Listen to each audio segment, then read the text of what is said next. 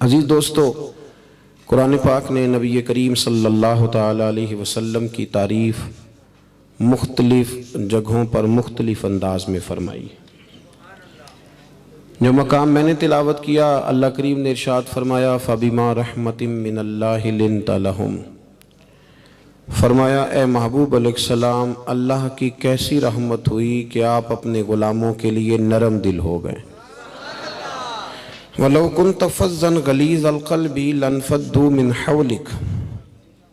फरमाया, महबूब अलैहिस्सलाम, अगर आप सख्त मिजाज सख्त दिल होते तो बेचारे आपके पास से बिखर जाते। अल्लाह ने ख़ास रहमत की है कि आप अपने ग़ुलामों के लिए नरम दिल हो गए। कायनात अर्ज़ी पर जितने भी मुसले और जितने भी लीडर आए, और बहुत सारे लोग अब भी इसका दावा करते हैं, कुछ न कुछ तालीमात उन्होंने बयान की, कुछ न कुछ उन्होंने तज़किरे किए अच्छी बातों के, लेकिन नबी पाक सल्लल्लाहु अलैहि वसल्लम ने फरमाया, मैं अखलाक़ हसना की तकमील करने के लिए दुनिया में आया। यानी इससे ऊंची और इससे अच्छी बात कोई कर ही नहीं सकता जो रसूल कायनात ने बयान फरमाई है। यहाँ ख़त्म हो गए तमाम अखलाक के दायरे, कितने कोई बयान कर सकता है। नबी करीम सल्लल्लाहु ताला अलैहि वसल्लम ने इस्लाह इंसानियत के लिए एक भरपूर और मामूर किरदार अदा फरमाया। कोई ऐसी चीज़ जो इंसानियत की कामयाबी के लिए बाकी हो, उसे सरकार ने छोड़ा नहीं। सबसे पहले इंसान की फलाह के लिए, कामयाबी के लिए उसके अकीदे का ठीक होना बड़ा ज़रूरी होता है। नबी पाक सल्लल्लाहु ताला अलैहि वसल्लम अकायद पर ख़ास तवज्जो इरशाद फरमाते थे, ख़ास तवज्जो। यहाँ तक कि सरवर कायनात सल्लल्लाहु ताला अलैहि वसल्लम के साहिबजादे हज़रत इब्राहीम अलैहिस्सलाम का विसाल हुआ तो उसी दिन सूरज को ग्रहण लग गया। आप ज़रा तवज्जो फरमाएं कि बाई द वे भी कोई बात हो जाए तो लोग अपने खाते में डाल लेते हैं। और जब से ये पीरी मुरीदी का रिवाज बड़ा गलत सा शुरू हुआ है, तो लोगों ने इस तरह किया कि नफसियाती बोझ डाला जाता है। नफसियाती, पीर साहब नाराज़ हो गए तो कहीं तेरी भैंस ही ना मर जाए, फलाना काम हो गया तो तेरा काम ही सारा तबाह हो। इतना ज़्यादा नफसियाती बोझ डाला जाता है कि लोग बेचारे उलझे हुए रहते हैं। नबी पाक सल्लल्लाहु अलैहि वसल्लम ना अकायद पर ख़ास तवज्जो फरमाते थे कि लोगों के नज़रियात पुख्ता रहें। सरकार के साहिबजादे का विसाल हो गया, उसी दिन सूरज को ग्रहण लग गया। कुछ लोगों की ज़ुबान से ये बात निकली कि चूँकि आज हुज़ूर सैयद आलम अलैहिस्सलाम के साहिबजादे का विसाल हुआ है, इसलिए सूरज को ग्रहण हो गया। तो महबूब करीम सल्लल्लाहु अलैहि वसल्लम ने बाकायदा लोगों को मस्जिद में जमा फरमाया, और जमा करके सरकार ने फरमाया, ये सूरज के ग्रहण का किसी इंसान की मौत से कोई ताल्लुक़ नहीं है। ये अल्लाह की हिकमत है, ये उसकी कुदरत है। जब सूरज ग्रहण लगे तो इस्तिग़फ़ार किया करो, अल्लाह की बारगाह में सजदा रेज़ी किया करो, इसका उस चीज़ से कोई ताल्लुक़ नहीं है। बाकायदा सरकार ने खुतबा दे के, ताकि किसी दिल में कोई इबहाम पैदा। हज़रत उमर फ़ारूक रदी अल्लाह ताला अन्हु के ज़माने मुबारक में बाज़ लोगों ने यह कहना शुरू कर दिया था कि जितनी फुतूहात हो रही हैं ये हज़रत खालिद बिन वलीद की वजह से हो रही हैं। आपका इंतज़ाम माशाल्लाह मुकम्मल है जी, अब तो बात आगे चलने को है, बस सब ठीक है माशाल्लाह। अब आप हमें मौका दें ताकि हम कोई बात कर सकें आपके साथ। और आप बड़े प्यारे हैं, बड़े अच्छे हैं, बड़ा खूबसूरत बंदोबस्त है, अल्लाह आपको इसकी जज़ा अता फरमाए। और माशाल्लाह सब ठीक है। और तस्वीर का वैसे सवाब कोई नहीं दीन के अंदर। कभी किसी आलिम ने बताया कि एक फ़ोटो खींचो तो 10 नेकियां मिलती। तो इतना फ़र्ज़ काम तो नहीं है ना, जितना है बस ठीक है, ज़रूरत के लिए से उतना ही रखें। अल्लाह ताला आपको जज़ाए खैर अता फरमाए। ये ना हो कि सारी महफिल पे तवज्जो ही फ़ोटो पे रह जाए और फ़ोटो ही बाकी बचे। मेहरबानी करें, अल्लाह आपको बेहतरीन जज़ा दे। आप मेरी बात पे तवज्जो फरमाइएगा। हज़रत उमर के ज़माने में बाज़ लोगों ने कहा कि जितनी फुतूहात हो रही हैं ये हज़रत खालिद बिन वलीद रदी अल्लाह ताला अन्हु की वजह से हो रही हैं। अल्लाह वालों की बरकत होती है। ख़ुद हदीस बुखारी में मौजूद है कि कोई सहाबी, कोई ताबी, कोई तबा ताबी भी जंग में जाएगा तो उनकी बरकत से अल्लाह फ़तह अता कर देगा। लेकिन दीन को इस पर बंद नहीं किया जा सकता।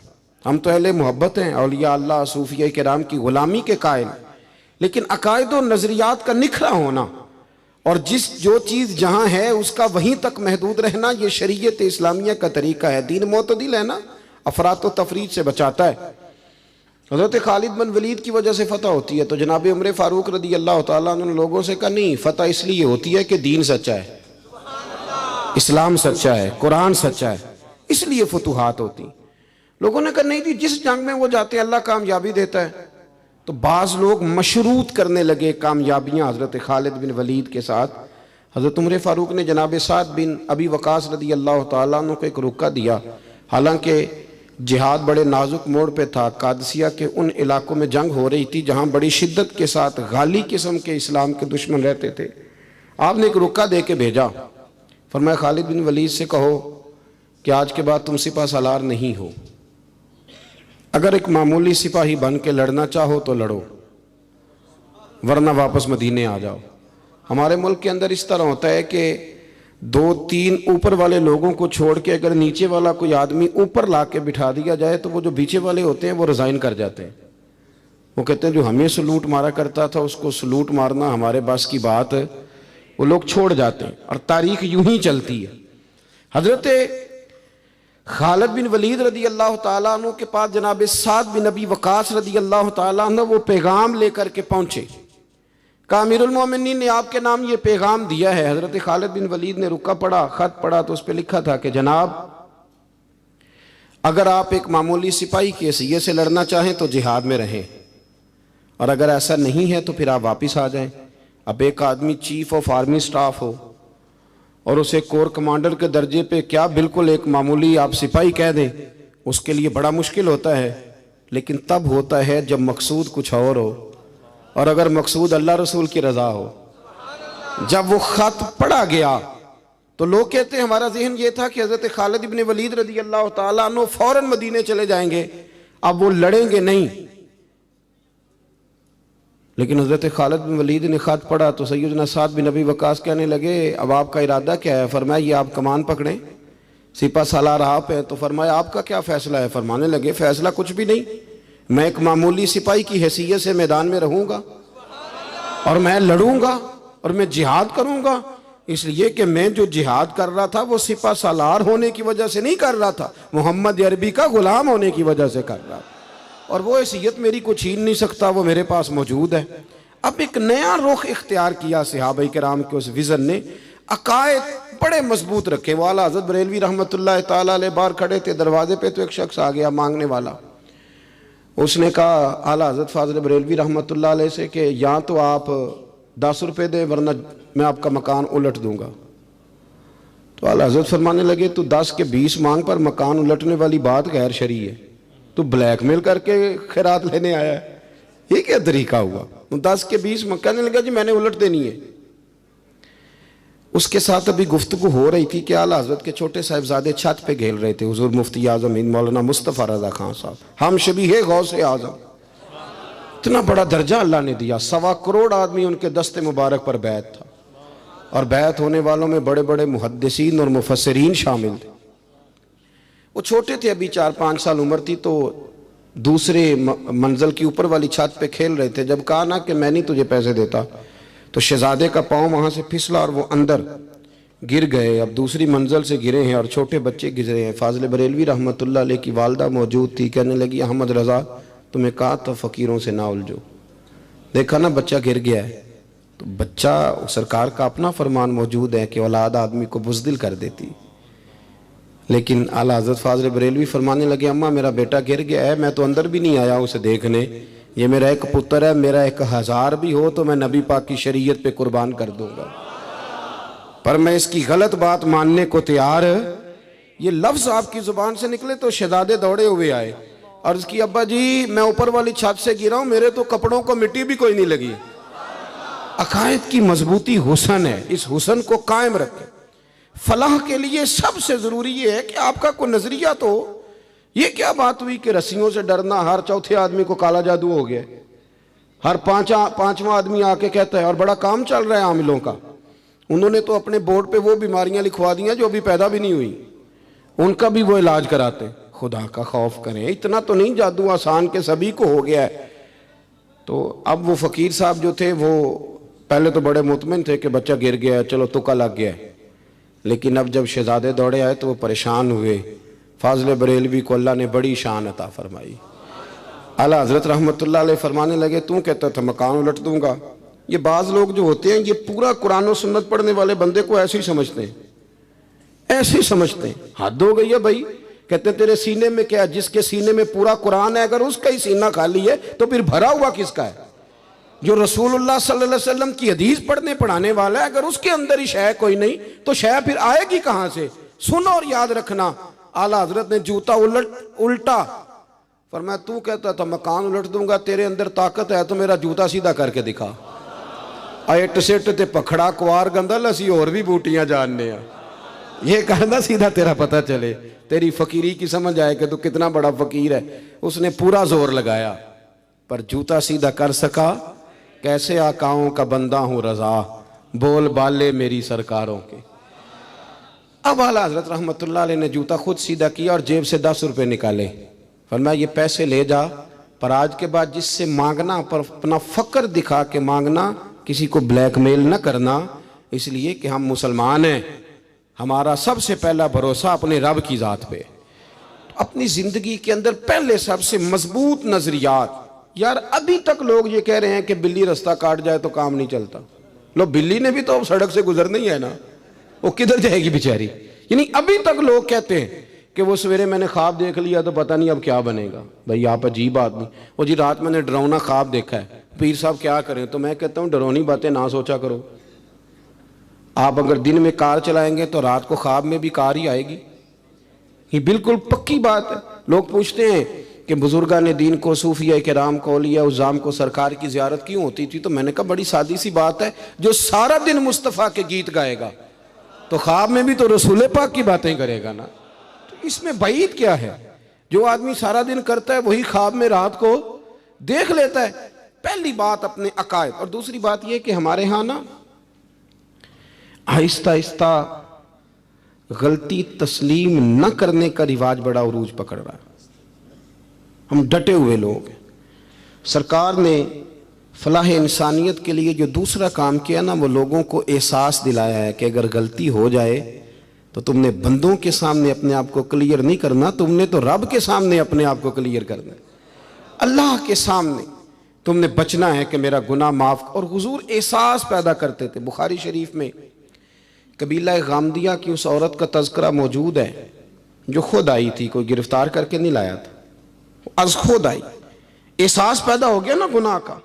यहाँ बहुत सारी गलतियां करके भी लोग जब अपनी बात करते हैं तो कहते हैं कभी याद तो नहीं किसी के साथ ज्यादती की हो, याद तो नहीं कभी किसी का। भाई आपने इतने बड़े वली होने का दावा कर दिया।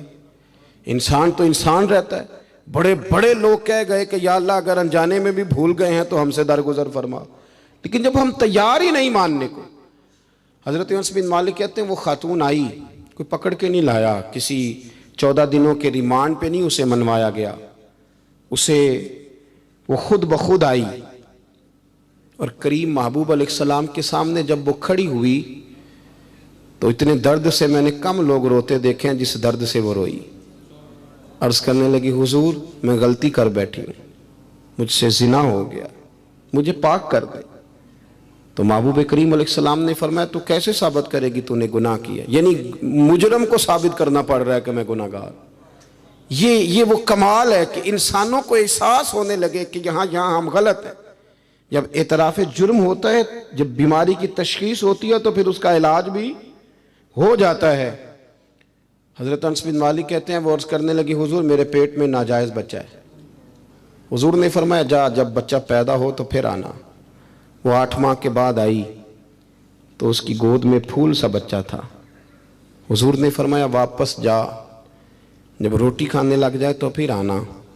वो 2 साल 2.25 साल दूध पिलाती रही। फिर जब आई तो बच्चे के हाथ में रोटी का टुकड़ा था। करीम महबूब सल्लल्लाहु ताला अलैहि वसल्लम से आके जब उसने बात की तो वो दर्द से रोई, कहने लगी या रसूल अल्लाह 3 साल होने को हैं, मैंने गुनाह किया है, मैं सारी रात सो नहीं पाती। हुजूर तड़पती, अगर इस हाल में मर गई तो अपने रब को क्या मुंह दिखाऊं, मुझे पाक कर दे, मेरे हाल पे रहम फरमाए। महबूब करीम सल्लल्लाहु अलैहि वसल्लम ने बच्चा एक सहाबी को दिया, फरमा बच्चों की तरह पालना। और कहा इसे ले जाओ, पत्थर मार मार के इसे संसार कर दो। सहाबा कहते हैं उसे पत्थर लग रहे थे और हुजूर बेचैनी के साथ टहल रहे थे। आके खबर दी, हुजूर वो तो विसाल कर गई, इंतकाल हो गया। फरमाया यहाँ तक तो बात उसकी थी।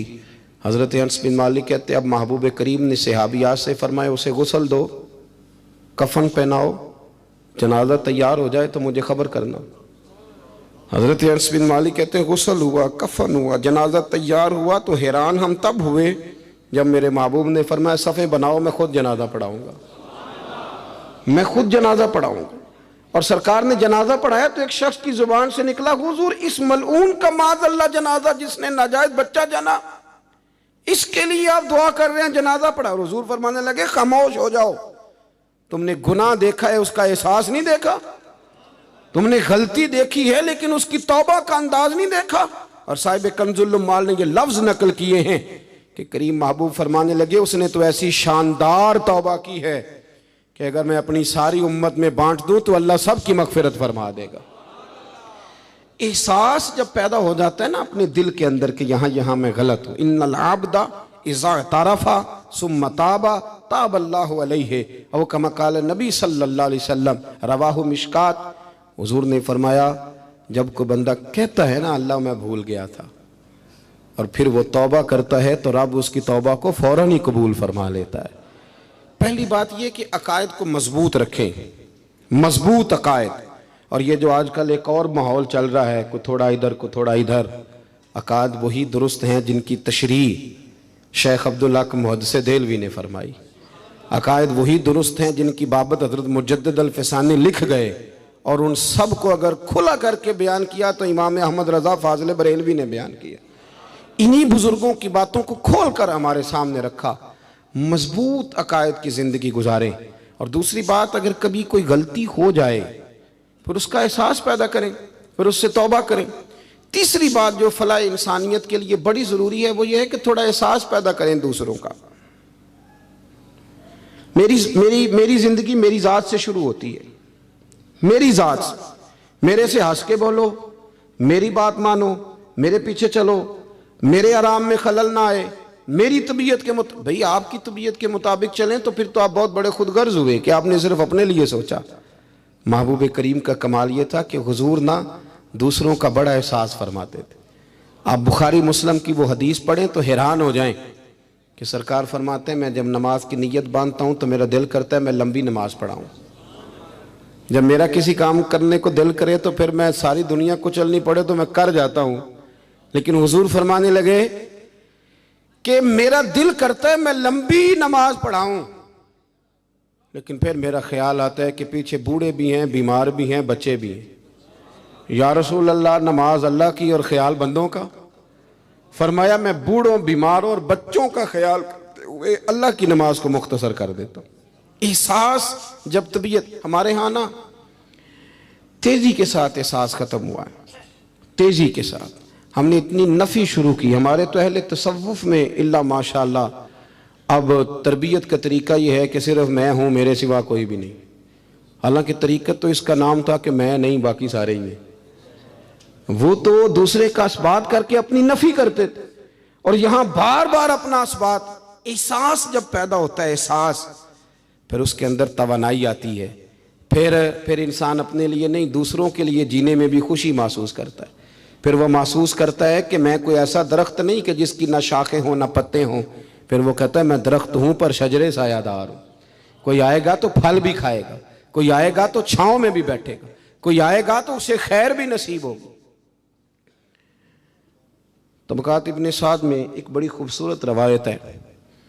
हज़रत आयशा सिद्दीक़ा रज़ी अल्लाह तआला अन्हा फरमाने लगी कि एक दिन ना नबी करीम सल्लल्लाहु अलैहि वसल्लम घर में तशरीफ़ फरमा थे और तबीयत मुबारक बड़ी ऐशाश बशाश थी। जब कभी आज़ाब की आयात आती थी तो गम उम्मत में परेशान हो जाते थे, और कभी रहमत की आयात आती तो फिर हुजूर का चेहरा पहले से भी ज़्यादा रोशन नज़र आता। फिर अल्लाह की रहमत के हवाले से और ज़्यादा खुशबुएँ दुनिया में फैल जाती। फरमाती आज बड़े हशाश बशाश थे तो मुझे फरमाने लगे आयशा तेरे साथ एक बात करूं। मैंने कहा हुजूर मेरे तो नसीब जाग गए, ज़रूर करें। तो हुजूर फरमाने लगे तुम कभी मुझसे बड़ी राज़ी होती हो और कभी कभी ना किसी और अहलिया के पास ज़्यादा वक्त गुजारूं तो दिल में बात भी रख लेती हो। हज़रत आयशा कहती है मैंने फ़ौरन अर्ज़ की हुजूर मेरी माँ मुझे रोए, मैं और आपसे नाराज़ होंगी। तो फरमाया चल सुन तो लेना पहले, ये एहसास की शिद्दत इसको मुलाहिज़ा फरमाई। मैं सुन तो सही, या रसूल अल्लाह सल्लल्लाहु अलैहि वसल्लम हुक्म फरमाए। तो महबूब करीम सल्लल्लाहु अलैहि वसल्लम फरमाने लगे आयशा तुम कभी कभी कसम उठाती हो, और जब तुम्हारे दिल में मेरे बारे में कोई बात हो ना तो पता किस तरह कसम उठाती हो। तुम कहती हो मुझे हज़रत इब्राहीम अलैहिस्सलाम के रब की कसम हो, और जब मुझसे राज़ी होती हो तो फिर कहती हो मुझे मोहम्मद अरबी के रब की कसम हो सल्लल्लाहु अलैहि वसल्लम। हज़रत आयशा सिद्दीक़ा कहती हैं सरकार ने बात की तो मैं आँखों से रो रही थी और लबों से हंस रही थी, और मैं अर्ज़ कर रही थी या रसूल अल्लाह आप इतना ज़्यादा ख्याल फरमाते, जुमलों का ख्याल, एहसास कि कोई क्या सोचता है क्या कहता है। हमारे अंदर तेज़ी से वो चीज़, घरों के अंदर पूरी जंग लग जाती है, अम्मा जी की और बेगम साहिबा की पूरी जंग, और दोनों ने जीतना है। उसके अंदर अब पता नहीं बेचारा हारेगा कौन, उन दोनों को जीतना है। मसाजिद में जंग लग जाती है। मैं थोड़े दिन पहले मैंने दोस्तों से कहा था, मैंने कहा ये जो मस्जिद का सदर बनाते हो ना, इसका नाम सदर ना रखो, कोई और रख लो, इसलिए कि सदर तो सबसे बड़ा आईनी होता है, तो जब आप सदर ही कह देते हैं, पर उस बेचारे का दिल करता है कभी असेंबलियाँ टूटनी भी चाहिए, कोई तब्दीली भी होनी चाहिए। आप दर्जा ही बड़ा ऊंचा दे देते हो, परेशान हो जाता है, अंदर रट्टा बन जाता है। हमारे यहाँ ओहदों की जंग है, लड़ाई है। मसला सिर्फ ये है कि एहसास नहीं। अगर एहसास होने लगे फिर शौक बेदार होता है, फिर इंसान किसी को कुछ दे के राज़ी होता है, फिर उसका। हज़रत हुज़ैफ़ा बिन यमान रदी अल्लाह तआला अन्हु फरमाते हैं, ये हदीस इमाम गज़ाली लाए और अपनी सनद के साथ लाए। हज़रत हुज़ैफ़ा बिन यमान रदी अल्लाह तआला अन्हु फरमाते हैं मैं नबी पाक सल्लल्लाहु अलैहि वसल्लम के साथ ना एक सफ़र में था, गर्मी बड़ी शदीद थी। एक जगह पे बाग नज़र आया, तो थोड़ा सा सस्ताने के लिए सरकार उस बाग को बरकत देने के लिए तशरीफ़ फरमा हुए, तो सामने कुआं भी नज़र आया। तो तबा मुबारक चाहिए कि गुस्ल ही ना कर लिया जाए। कहते हैं हुजूर सैयद आलम अलैहिस्सलाम कुएं के करीब चले गए गुस्ल फरमाने के लिए, तो कपड़ों समेत सरकार गुस्ल फरमा रहे थे। फिर भी मुझे फरमाया कि ज़रा चादर तान के नहीं खड़े हो जाते, ये ना ज़्यादा शर्म वाला होता है खुला लिबास, इसमें ज़्यादा एहसास होता है। ये गर्मियाँ आती हैं ना तो समझदार आदमी भी खाली बनियान में घूमने लगता है, सियाना बंदा भी अच्छा नहीं लगता, तहजीब के मुताबिक नहीं। हमारी वज़ादारी जो होती है वो बाहर ही नहीं, घर के अंदर भी ज़रूरी होती। बेटियां हैं, बहनें हैं, घर के अंदर बड़ा अच्छा रवैया इंसान का हो ताकि खूबसूरतियाँ और खुशबुएँ बिखरें। कपड़ों समेत गुस्ल फरमा रहे हैं, और हज़रत हुज़ैफ़ा बिन यमान कहते हैं मैं चादर तान के खड़ा हो गया। सरकार थोड़े से गुस्ल के बाद फरमाने लगे हुज़ैफ़ा गर्मी बड़ी थी, नहाने में बड़ी लज्जत आ रही है, तो मैं थोड़ा और ना नहाऊं। तो मैंने कहा हुजूर मेरी तो नौकरी कबूल हो रही है, मेरे लिए तो सादतें। कहते हैं सरकार ने थोड़ा गुस्ल किया, अब हुजूर बस करने लगे, तो मैंने अर्ज़ की, मैंने कहा या रसूलल्लाह मेरी ख्वाहिश है कि थोड़ा और गुस्ल फरमाए। सरकार ने थोड़ा और गुस्ल किया, मैंने कहा हुजूर और करें। कुछ देर हुजूर गुस्ल करते रहे। तकमीले गुस्ल पर मैं बड़ा राज़ी था, कलेजा बड़ा ठंडा था कि आज मेरी खिदमत कबूल हुई, आज मेरे हिस्से में ये सादत आई। कहते हैं जब मैं फारिग हुआ ना तो हुजूर फरमाने लगे चल अब तू भी गुस्ल कर, तू भी गुस्ल कर अब। तो मैं गुस्ल करने लगा तो फरमाया इधर देखना मेरी तरफ। ये हमारे यहाँ ना कुछ लोग बन के बैठ गए, और उन्होंने समझा कि शायद चूंकि मैं लीडर हूँ, शायद मैं सरबराह हूँ, और बाकियों पर लागू है कि मेरी गाड़ी के पीछे दौड़े और मेरे नारे लगाएं। देखो जब इंसान इंसानों के अंदर एहसास पैदा करने की तरफ देखेगा तो सबसे पहले मेरे महबूब की ज़िंदगी से दर्स हासिल करेगा। सरवरे कायनात सल्लल्लाहु अलैहि वसल्लम ने कहा गुस्ल करो। कहते मैं गुस्ल करने लगा तो महबूब फरमाने लगे चादर मुझे दो, मैं तान के खड़ा होता हूँ। कहते मेरे तो पैरों तले ज़मीन निकल गई। मैंने कहा या रसूल अल्लाह सल्लल्लाहु अलैहि वसल्लम मेहरबानी फरमाएं, आप ये ना करें। तो हुजूर ने फरमाया तूने किया है ना, तो मैं क्यों ना करूं। कहते हैं अब हुजूर ने हुक्म दिया तो मैंने चादर सरकार को पेश कर दी, हुजूर तान के खड़े हो गए, तो मैं जल्दी से गुस्ल करके फारिग हो गया। मैंने कहा हुजूर नहा लिया है। फरमाया हुज़ैफ़ा मुझे गर्मी लग रही थी तो तुम्हें भी लग रही होगी ना, सही करके गुस्ल करो। कहते मैं गुस्ल कर चुका, यारो ज़रा इसकी लज्जत तो महसूस करना। कोई हर्ज नहीं यार, अगर कोई काम हमें कभी अपने हाथ से करना पड़ जाए, कोई मसला नहीं। अगर आसमानों पे चलोगे तो ज़मीन वालों से प्यार नहीं बढ़ेगा, और अगर ज़मीन वालों के बीच रहोगे, प्यार करोगे तो मोहब्बतें बढ़ेंगी। हज़रत हुज़ैफ़ा बिन यमान कहते हैं कि मैं फिर थोड़ी देर गुस्ल के बाद अर्ज़ की, हुजूर कर लिया गुस्ल? तो कहते हैं और सरकार ने मेरी तरफ गौर से देखकर फरमाया, हुज़ैफ़ा दो हरफी बात है, जितनी देर मैंने गुस्ल किया तुम भी उतनी देर ही करोगे, और करोगे तो बात ख़त्म होगी, वरना ये बात ख़त्म नहीं होगी। हज़रत हुज़ैफ़ा बिन यमान फरमाते हैं मैं नहा भी रहा था और मदीने वाले रसूल पे दुरूद व सलाम भी पेश कर रहा था। देखो अगर ये शिद्दत आए ना, देखें मैं अक्सर दोस्तों से कहा करता हूँ कि मेरे जैसे आदमी को ना बन जाती है आदत स्टेज पे बैठने की। आप यकीन करें बन गई है, मिसाल नहीं दे रहा, सही कह रहा हूँ।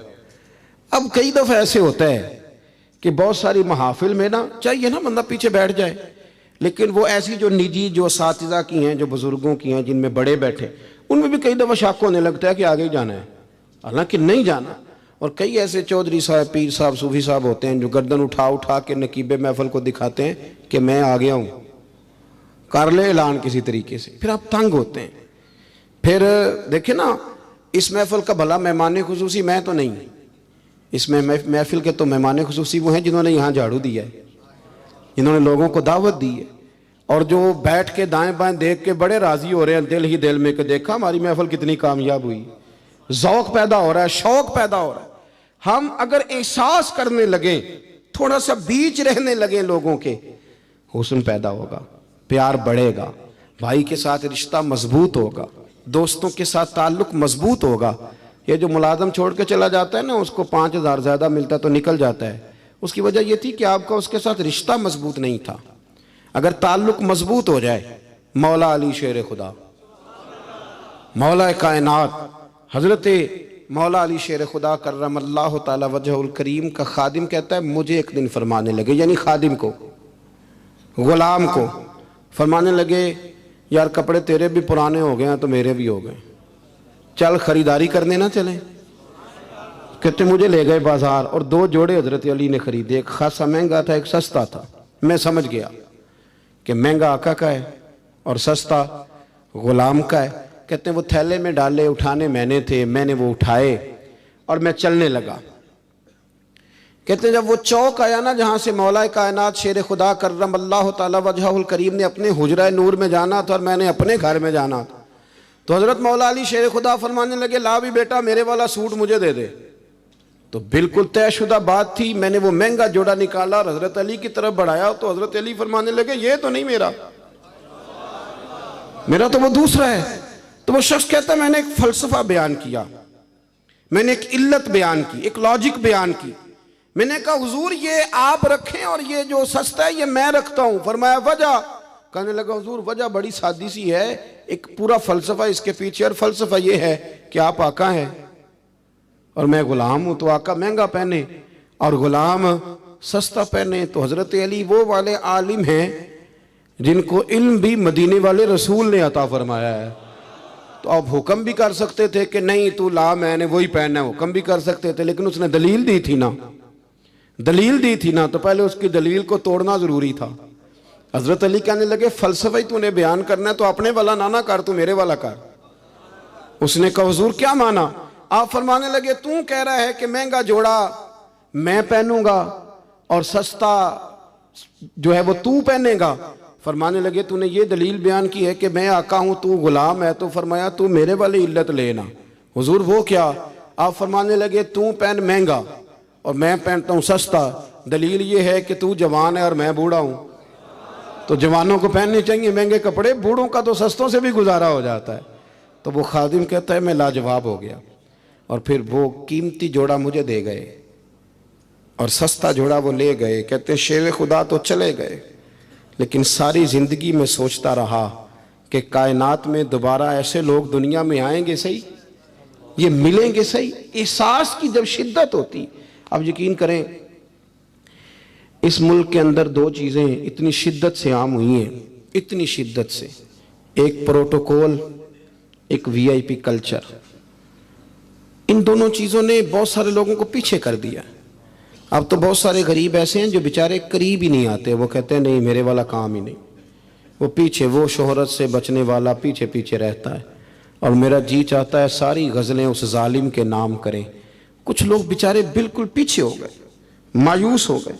वो कभी हुकूमत बदलती है तो उनसे कहा जाए ना हुकूमत बदल गई है, तो वो दो हरफी बात करते हैं, कहते हैं जो मर्जी आ जाए हमने तो मेहनत करके खाना है, सुबह काम पे जाएंगे तो शाम को रोटी खाएंगे। वो बहुत सारे निज़ाम से देखे ना, ये सियासी तबसरे वो बंदा करता है जो रोटी पेट भर के खाता है, और जिस बेचारे को पता है ना कि जो घी सुबह लाया था वो ख़त्म हो गया है, और सुबह बच्चों ने नाश्ते के लिए जब पराठे मांगने हैं तो घी कोई नहीं, तो वो फिर सियासी तबसरे नहीं करता, वो तो तकलीफ़ में।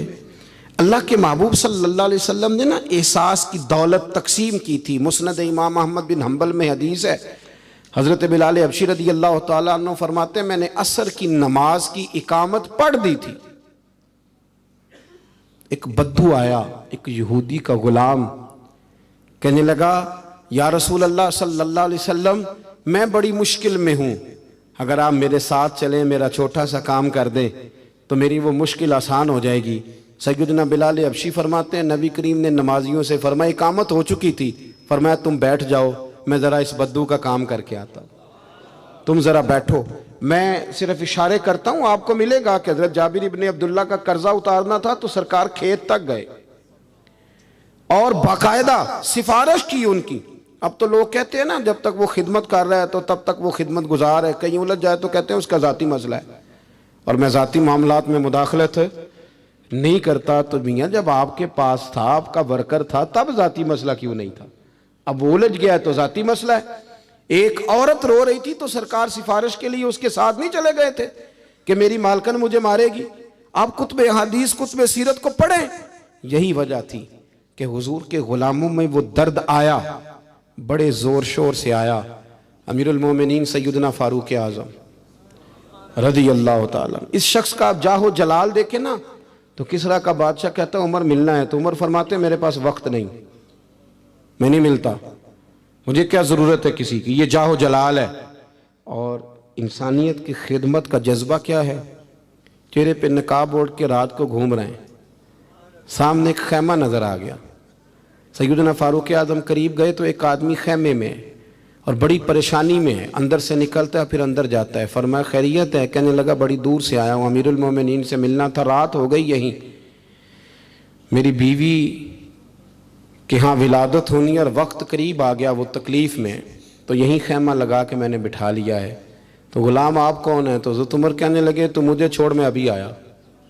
घर गए हज़रत उमर, तवज्जो है मेरी बात पर, बस समेटने लगा हूँ। घर गए और खातून अव्वल से कहा, मलका से कहा, अपनी अहलिया से फरमाया, फरमाने लगे कोई नेकी कमाने का इरादा है? वो कहने लगी बड़ा इरादा है। तो कहने लगे फिर बच्चे की विलादत के लिए जिन चीज़ों की हाजत होती है वो साथ ले लो। मैं आपको उस शख्स की बात बता रहा हूँ जो 24 लाख मुरब्बा मील का हुक्मरान है, जिसके नारे से लोग कांप जाते हैं, लेकिन वो जो वो उसूल अपनी जगह पे और इंसानों का प्यार अपनी जगह पे। हज़रत उमर ने अपनी अहलिया को साथ लिया, उन्होंने कहा कुछ चने ले लें, कुछ जो है वो घी ले लें, कुछ सिरका ले लें और आप ये सारी चीज़ें डाल के तो पकाएं। हज़रत फ़ारूक आज़म रज़ी अल्लाह ताला अन्हु ने चूल्हा जलाया। वो शख्स कहता जब उमर फूंके मारते थे ना आग में तो मैं उनकी दाढ़ी से धुआं निकलते देखता था। हज़रत उमर ने चूल्हा जलाया, ऊपर खाना रखा, वो जो कहा था वो आपकी अहलिया अंदर चली गई खातून के पास। वो शख्स कहता मैंने 2-3 दफ़ा हज़रत उमर को काम बताया तो मैंने समझा कोई गुलाम है, अमीरुल मोमिनीन ने ड्यूटी लगाई है कि रात को मुसाफिरों का ख्याल रखना। तो मैं उन्हें कहता गुलाम इधर आ पानी लेके आ, तो उमर दौड़े आते, वो ड्यूटी करते रहे। जब बच्चे की विलादत हो गई तो अंदर से जनाब उमर की अहलिया बोली, कहने लगी अमीरुल मोमिनीन मुबारक हो, अल्लाह ने आपके दोस्त को बेटा दिया है। वो शख्स कहता है मेरे हाथ में प्याला था, धड़ाम से गिरा, मैंने तो उमर का जलाल सुना हुआ। मैंने कहा आप अमीरुल मोमिनीन हैं, आप उमर हैं, आप क्या ख्याल है आपका? लोग बातों से बड़े होते हैं, किरदार इंसान को बड़ा करता है, किरदार उसे जिंदा रखता है, किरदार उसे जीने का ढब और हौसला देता है। हज़रत फ़ारूक आज़म से कहने लगे आप उमर हैं?